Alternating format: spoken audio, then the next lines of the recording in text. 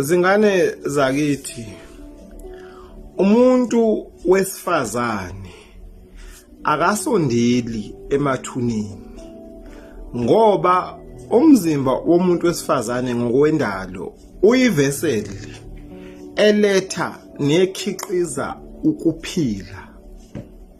So endaweni egcwele ukubhubha noma mhlawumbe nokufa kwezinto nobumnyama namathunzi amnyama akumelanga asondele.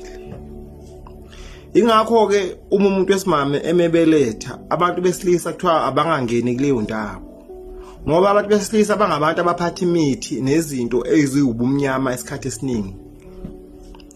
Lezi zinto lezi engagcina zigulisa ingane noma ziphazimise leyanhlanzeko yokuphila okusuke kuze emhlabeni.